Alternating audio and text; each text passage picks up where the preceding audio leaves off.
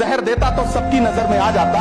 सो ये किया कि हमें वक्त पर दवाएं न दी। सभापति महोदय, मैं तो वित्त मंत्री जी से पूछना चाहता हूं आपके माध्यम से, शायद उन्हें पता भी ना हो कि एक छोटी सी गाड़ी और एक छोटे से फ्लैट का ईएमआई भरने के बाद इस देश का एक गरीब इंसान जब अपने बच्चों की फीस भरने के बारे में सोचता है तो उसे कितनी खुशियों का गला घोंटना पड़ता है। शायद उनको पता भी नहीं है कि फसल बेच करके बिटिया की शादी का सपना सजाने वाला किसान जब अपनी फसल बर्बाद देखता है तो कितनी रातें सो भी नहीं पाता है। सभापति महोदय, शायद वो कभी इस पीड़ा को समझ ही नहीं पाएंगी कि परिवार के किसी एक सदस्य को कैंसर जैसी बीमारी हो जाए तो घर और जमीनें गिरवी रख उठती हैं लेकिन इलाज नहीं हो पाता। सभापति महोदय, कि शायद आपको पता ही नहीं है कि गृहस्थी चलाने वाली एक गृहिणी की मुश्किलें क्या क्या होती हैं। आपने कभी सोचा भी नहीं होगा कि जब वो किचन में सब्जी बनाने के लिए कढ़ाई में तेल डालती है तो उसके साथ उसके आंसू भी गिरते हैं। सभापति महोदय, 18 अगस्त 2015 आरा का बिहार का ऐतिहासिक मैदान, सजा हुआ मंच, हजारों की भीड़ और सामने खड़े हुए देश के प्रधानमंत्री का भाषण।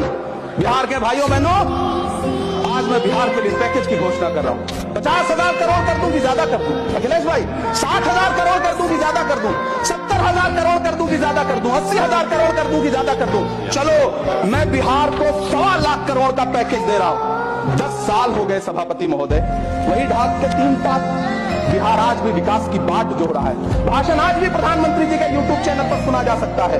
जो झूठ बोल के करता है मुतमईन सबको, वो झूठ बोल के खुद मुतमईन नहीं होता। मैं प्रधानमंत्री जी से कहना चाहता हूं कि आप ही ने 1 मार्च 2018 को किंग अब्दुल्ला को, जॉर्डन के किंग अब्दुल्ला को मेहमान बना करके इसी दिल्ली में एक कॉन्फ्रेंस में कहा था कि मैं मुसलमानों के एक हाथ में कंप्यूटर और दूसरे हाथ में कुरान देना चाहता हूं। कंप्यूटर देने की बात तो छोड़िए, पढ़ाई के लिए जो स्कॉलरशिप मिल रही थी उसको भी छीन लिया आपने। किसको संतुष्ट करने के लिए? हम समझते हैं इस साजिश को। आप माइनॉरिटी मिनिस्ट्री का बजट काटते काटते एक दिन मिनिस्ट्री को ही बंद कर देना चाहते हैं। भाई साहब, आपके लड़के का तो सरकारी नौकरी है, इससे ज्यादा हमें और क्या चाहिए? भाई साहब, हमें भी आपकी लड़की बहुत पसंद है। पापा, मुझे लड़की से अकेले में कुछ बात करनी है। भाई साहब, हमारी लड़की को आपकी लड़की से कुछ बात करनी है। जी जरूर, जाओ बेटा। ठीक है। A few moments. दीदी, मैं एक लड़की से 8 साल से बहुत प्यार करता हूँ। अगर मेरी उससे शादी नहीं हुई तो मैं अपने हाथ का नस काट लूंगा। आप फिर पापा को बस बोल देना कि लड़का पसंद नहीं है। ठीक है, बोल दूंगी, आप मेरे पैर छोड़िए। रुको जरा। पापा, लड़की बोल रही है मैं उनको पसंद नहीं हूँ। नहीं पापा, ये झूठ बोल रहे हैं। अगर मेरी इनके साथ शादी नहीं हुई ना तो मैं अपने हाथ का नस काट लूंगी।